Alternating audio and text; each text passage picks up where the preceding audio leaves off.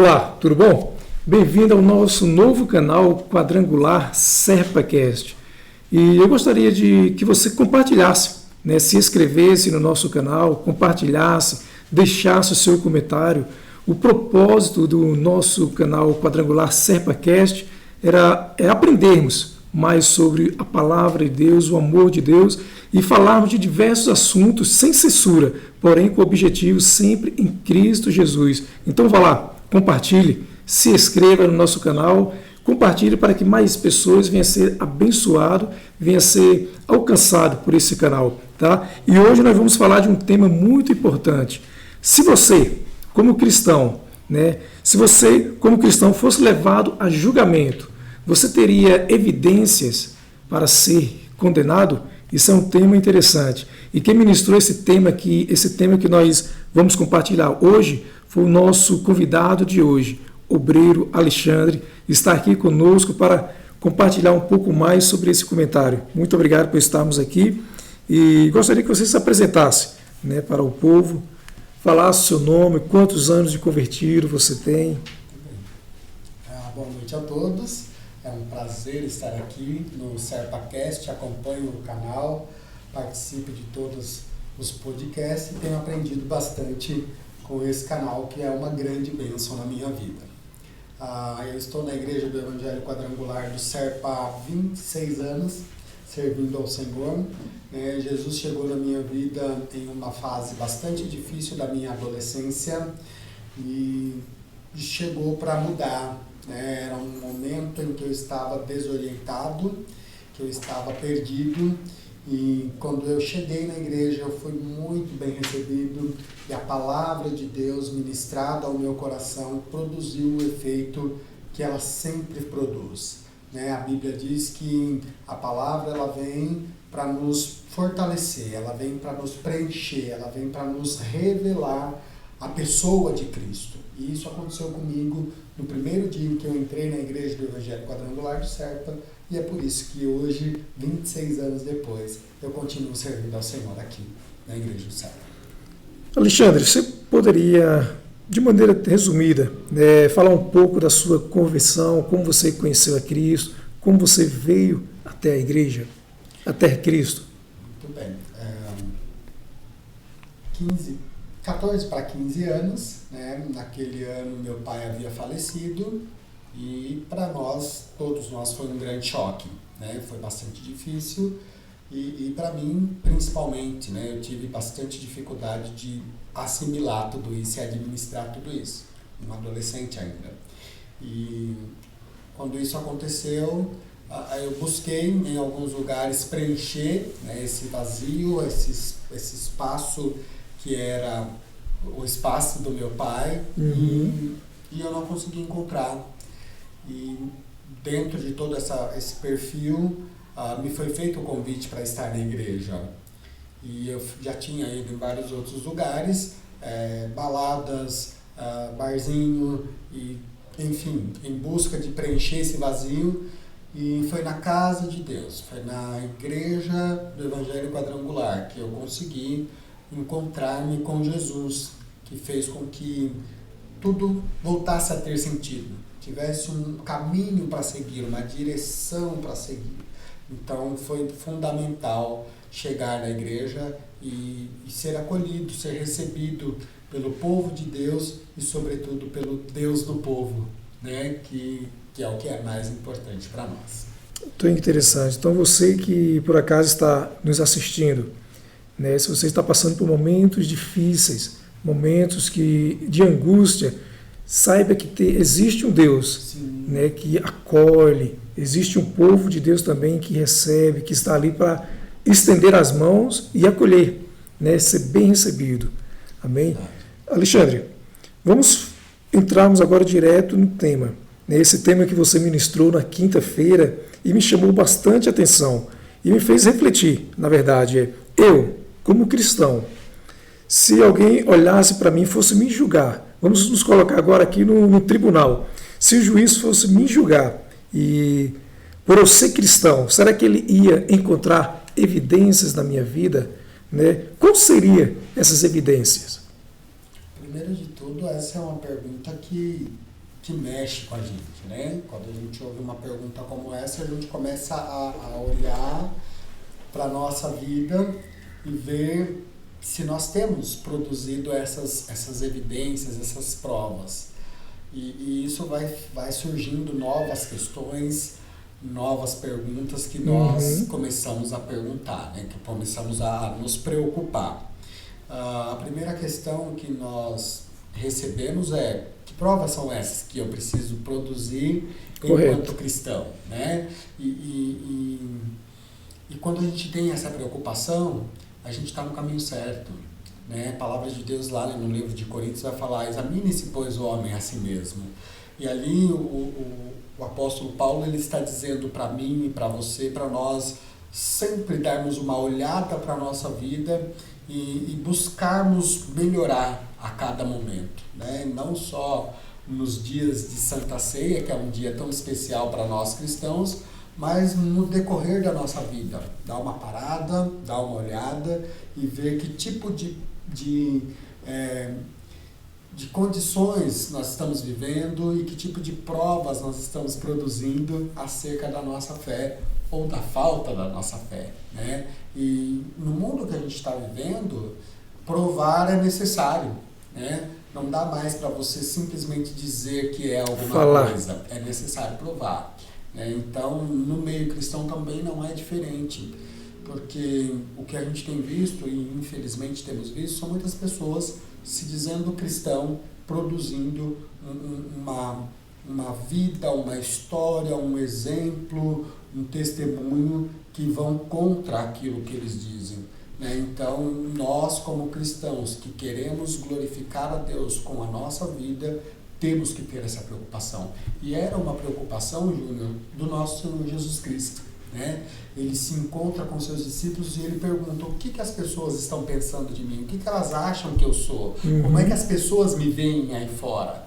Né? E o relatório dos discípulos é: uns dizem que tu é profeta, uns dizem que tu és Moisés. Então cada um tem uma opinião a respeito de Jesus e tem uma opinião a respeito do povo de Deus também. E essa opinião se forma a partir das nossas ações, das nossas atitudes, das nossas posturas, que vão dizer se somos cristãos ou não. É importante porque a Bíblia nos fala que nós estamos rodeados de uma nuvem de testemunhas. Exatamente. Né? Então, dependendo do nosso testemunho, aquilo que nós estamos vivendo, né? nós estamos sendo mal vistos e estamos, na verdade, eu sempre falo, nós estamos crucificando a Cristo de novo quando nós damos um mau testemunho. Então, que nem você falou, não é simplesmente falar. Então, fala para mim, qual para nós, na verdade, qual seria algumas dessas evidências que eu possa olhar para o cristão e falar: ó, esse aqui, ele é condenado, ele vai ser condenado porque essa evidência existe na vida dele. Muito bem. Quando eu cheguei na igreja, há 20 e tantos anos atrás, eu cresci ouvindo uma mensagem, uma palavra que nos era incentivado a trazer na nossa vida uma vida de oração, uma vida de jejuns, uma vida de consagração através do jejum, né? E uma vida de meditação na palavra, de conhecimento da palavra.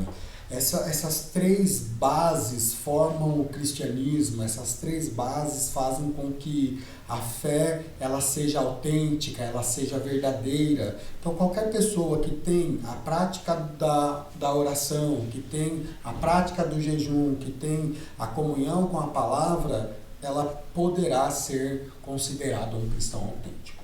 Bacana. Então vamos agora destrechar, né, falando assim, a oração que você falou, o jejum e a palavra, né? Qual seria a importância do jejum para a evidência da vida cristã? Muito bem. O jejum, primeiro de tudo, é uma prática comprovada na palavra de Deus, né? Nós vamos encontrar vários textos falando a respeito de homens e mulheres que jejuaram em diversos momentos da vida. Mas o jejum que eu quero propor para o povo de Deus, para aquele que quer ser considerado cristão, é aquele jejum que nos aproxima de Deus e nos torna sensível à vontade de Deus. né? O efeito que o jejum produz na vida do cristão é essa sensibilidade, é essa capacidade de identificar Deus, de ver Deus, de perceber Deus em coisas e em lugares que poucas pessoas conseguem, né? Então, dentro do meio cristão, do meio evangélico, ainda há pessoas que têm dificuldade de perceber a presença de Deus. Mas aquele que jejua, ele tem uma sensibilidade maior. Então, vê Deus em uma palavra simples, vê Deus em um gesto, vê Deus em uma atitude, vê Deus até num ceder o lugar para o outro sentar, né? Então, isso é algo que só se produz através de uma vida de consagração, de uma vida de jejum. Gera uma sensibilidade, gera uma intimidade com Deus tão grande que você consegue perceber Deus em coisas que poucas pessoas percebem. Então, o jejum, você está renunciando a algo que você gosta para ter um momento específico para Deus. É uma prática para quem não quer viver no normal, no natural, que quer algo além, que quer algo a mais diante de Deus, que quer ser chamado de cristão, né? Que quer produzir provas de que você é crente. Então ninguém vai levantar um jejum, propor um jejum diante de Deus, se não for com o propósito de se aproximar de Deus, de sentir mais ainda a presença de Deus. Quando a Bíblia diz que Cristo é a rosa de Saron, esse perfume, ele não está assim presente ou notável para todas as pessoas, mas é para um seleto grupo de pessoas que buscam a Deus e que têm essa sensibilidade. Então o jejum não é passar fome, deixar simplesmente de comer, mas é um propósito. É um propósito. Né? Fazer aquele momento, aquele período de jejum para buscar mais ao Senhor, para ter mais sensibilidade, enxergar talvez aquilo que naturalmente não iríamos enxergar. Exatamente. E aí a gente vai ver nos textos da Palavra de Deus muitas pessoas consagrando jejuns, levantando jejuns em prol de situações, né? E isso é muito comum. Vamos orar e jejuar para que a causa se resolva, para que o problema se resolva, para que uma situação ela aconteça, né? Então isso é muito comum. As igrejas praticam bastante isso e isso também é bíblico, né? Mas como que se resolve? A partir dessa sensibilidade, né? Porque o problema está ali, a solução também existe. Só que diante de um grande problema nós ficamos sem a visão perfeita para enxergar o que está acontecendo. E é essa sensibilidade que nos permite ver as saídas, né? Então Deus fala, olha, tem saída, quando todo mundo está dizendo não tem saída. E aí a pessoa que tem essa vida de consagração, ela consegue olhar Deus apontando o caminho, né? Então, nós temos até um exemplo na Bíblia, na vida de Esther, né? Que o jejum, o povo lá jejuou e mudou um decreto, né? Através do jejum, através da busca ao Senhor. E esse texto ele é tão interessante porque ele vai dizer que diante daquela situação, e era uma situação de risco de morte, né?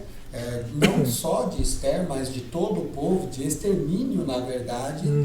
Esther ela se posiciona para um jejum e todo o povo vem com ela para esse jejum e surge uma possibilidade, surge um caminho, onde não tinha caminho.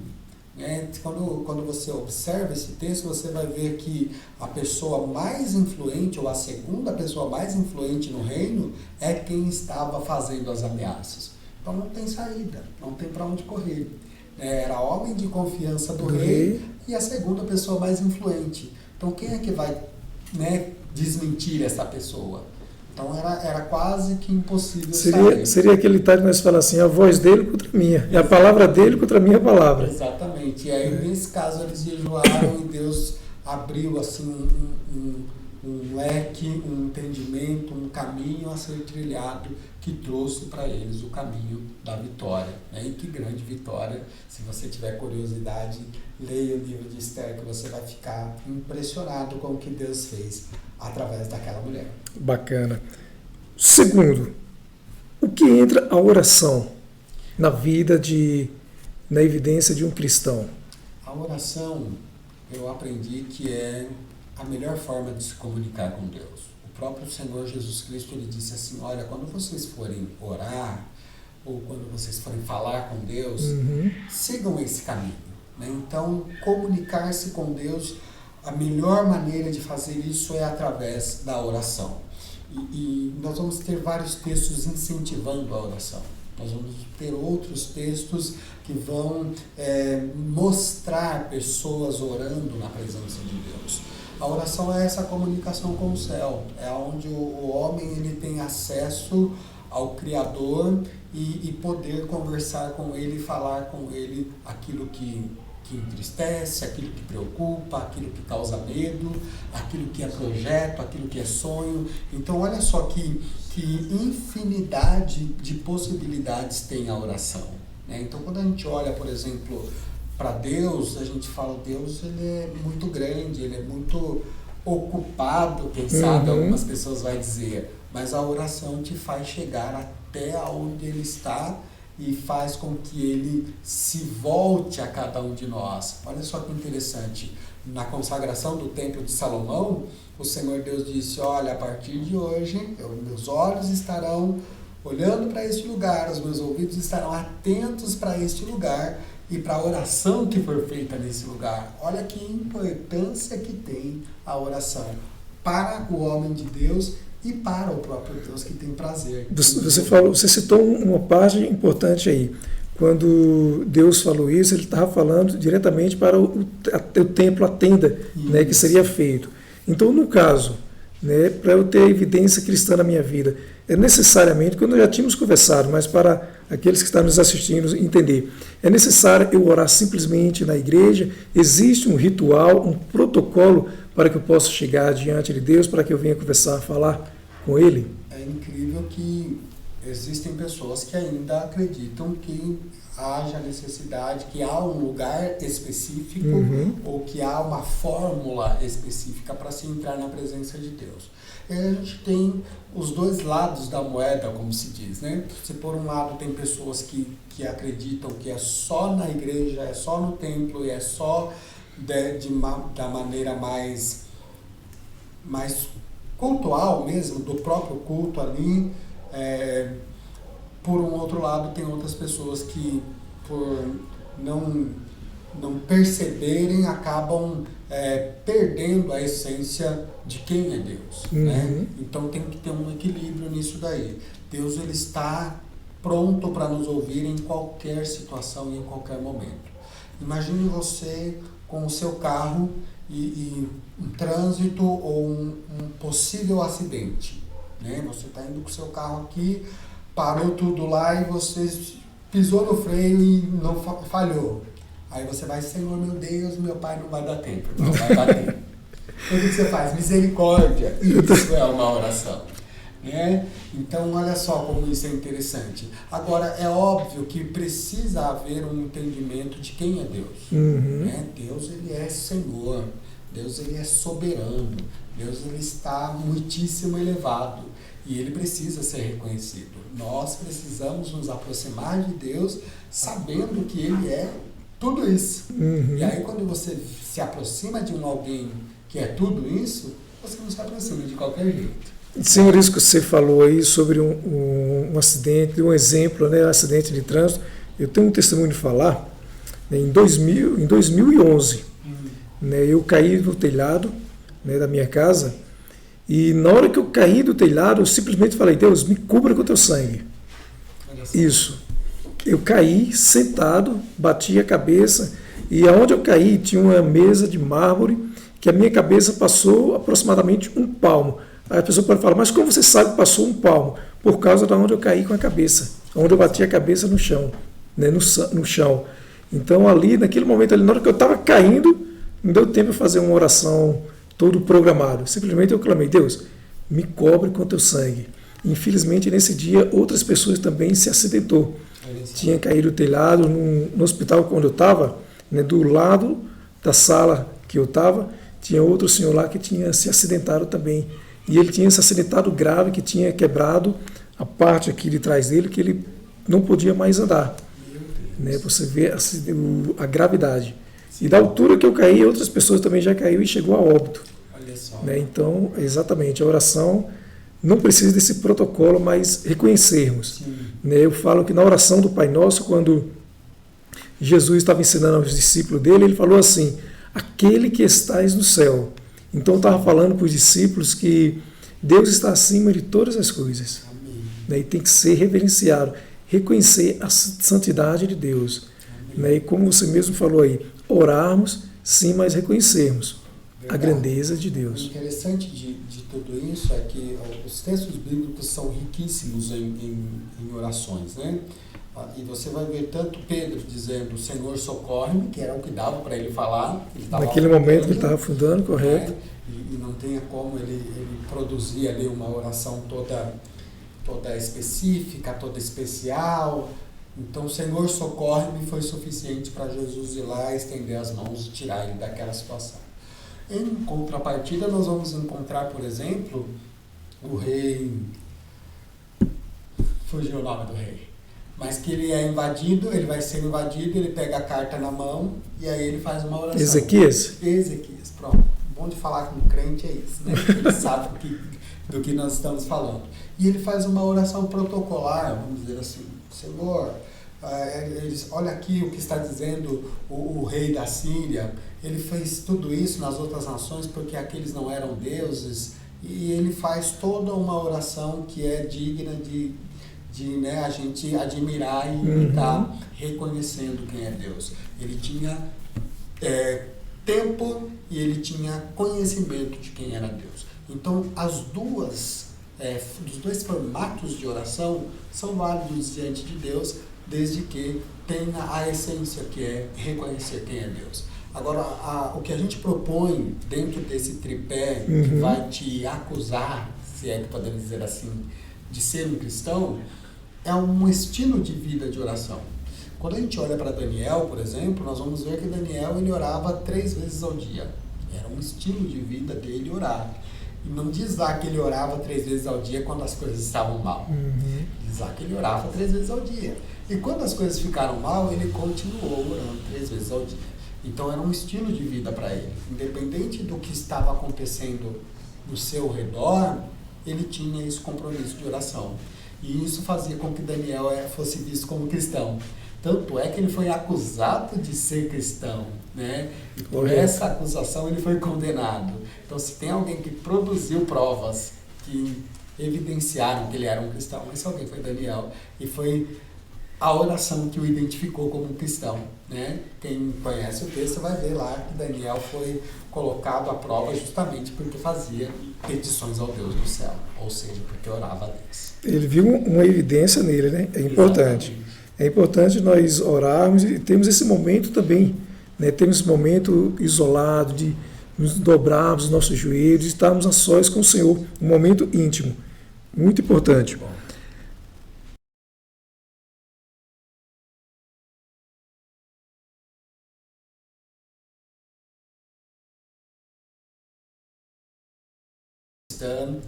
Sem a palavra. O que é a palavra? A palavra é a forma que Deus se revelou ao homem. Aprove a Deus se revelar ao homem. Ele queria ser conhecido pelo homem. E aí, o que ele faz? Ele deixa a palavra. Então, na Bíblia, você vai encontrar todas as informações a respeito de Deus. Você quer conhecer Deus? Vai ler a Bíblia. Você vai conhecer sobre a sua grandeza, você vai conhecer sobre a sua vontade, você vai conhecer sobre a sua misericórdia, sobre o seu poder, você vai conhecer tudo sobre Deus. Então, a Bíblia é a fonte que revela quem é Deus. E como que eu vou ser chamado cristão se eu não conheço Deus através da Bíblia? Não funciona, né? É um conhecimento falto. É alguém que ouviu alguma coisa a respeito de alguém, diferente de você conhecer por meio da palavra de um Deus que disse que vela para cumprir aquilo que diz. Eu faço uma analogia mais ou menos assim: quando uma pessoa está gostando de outra pessoa, ele procura a entender, a conhecer aquela pessoa, saber os gostos, daquela outra pessoa, para que ele possa presentear com aquilo que a outra pessoa gosta. Perfeito. Procura conhecer a mais aquela pessoa. Então é assim, o próprio Jesus Cristo ele nos motiva, a Bíblia nos motiva, na verdade, a conhecermos mais ao Senhor. Né? Conhecer a verdade, e a verdade vos libertará. O meu povo perece por falta de conhecimento. Né? Então nós lemos a Bíblia que nós vamos entendermos realmente quem é Deus, quem é a vontade de Deus. E aí, quando você... Ou a vontade de Deus para o homem. Para o homem. E aí quando você encontra tudo isso, pensa comigo, você tem conhecimento de Deus pela palavra, você tem sensibilidade para perceber Deus, para sentir Deus através do jejum, e você tem intimidade no meio da oração. Esse é o crente. Essa é a maior expressão de cristianismo. Intimidade, conhecimento, sensibilidade. Vamos dizer, uma receita de sucesso. Uma receita de sucesso. De realmente sermos filhos de Deus. É o que vai sustentar a fé, não tem meio de ficar de pé se não for dessa forma. Com sensibilidade, com intimidade e com conhecimento. Né? Que é essas três bases aí.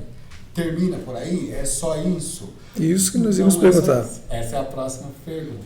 Não é só isso, mas é a base de tudo. É o começo de tudo. Porque até nós tínhamos comentado, eu estava lendo hoje, me veio à mente a história de Pedro. Sim. Né, quando Jesus foi preso e ele estava lá no pátio, alguém olhou para ele e falou assim, olha, você estava lá com ele, porque você fala que nem ele fala. Será que isso é uma evidência? Sim. É o nosso linguajar, o nosso modo de expressarmos. Sim, com certeza. Você vai encontrar como evidência de um cristão o seu testemunho, né? o não assentar-se, mas olha só como que é interessante. Tudo é a palavra. Né? Então, olha, você é crente porque você não fica na roda dos escarnecedores, porque eu aprendi isso na palavra. Né? Você é crente porque você fala diferente dos outros, porque eu aprendi que a língua ela é um pequeno órgão capaz de incendiar uma floresta. Onde você aprendeu isso? Na palavra. Então olha só como é importante esse tripé, é a base para tudo. A partir disso daqui, da oração, do jejum e da palavra, eu consigo produzir um bom testemunho, eu consigo produzir uma boa fala, eu consigo produzir um histórico de uma vida de misericórdia, atendendo a necessidade do próximo. Então, tudo isso vem a partir dessa base que é a vida cristã diária. Então, quando Pedro é olhado e fala, você fala igual ele, por quê? Porque ele ouviu a palavra, porque ele aprendeu como era que Jesus falava. E agora ele fala igual. Então, ora a necessidade de nós lermos a Bíblia. Sim. Né? De nós termos momentos, dedicarmos um momento realmente para lermos, buscarmos. Às vezes nós lemos tantas outras coisas, né? E esquecemos de ler a Bíblia. Um certo pastor, né, que me fugiu, não quero falar o nome de outro pastor, porque pode ser que não seja dele, mas ele falou assim que no dia do julgamento, que na verdade as mídias sociais veio para mostrar para as pessoas que eles não lêem a Bíblia, não é por falta de tempo. Porque às vezes nós gastamos 1, 2 horas mexendo no Facebook, no Twitter, falando com as outras pessoas, mas não gastamos 10 minutos para lermos a Bíblia. Isso é um fato. Né? E é um momento para você, né, que está nos ouvindo ou nos assistindo. Quanto tempo, né, nós gastamos lendo a Bíblia? Né? Quanto tempo nós gastamos para receber instruções da palavra do Senhor, instruções do próprio Deus, né, para as nossas vidas. Né? Que na Bíblia, eu falo que a Bíblia tem resposta para tudo, ou quase tudo, se assim quiser, mas tem resposta. Fala sobre culinária, fala sobre vida financeira, né? Fala sobre romance. Então a Bíblia ele é um livro completo. Completíssimo.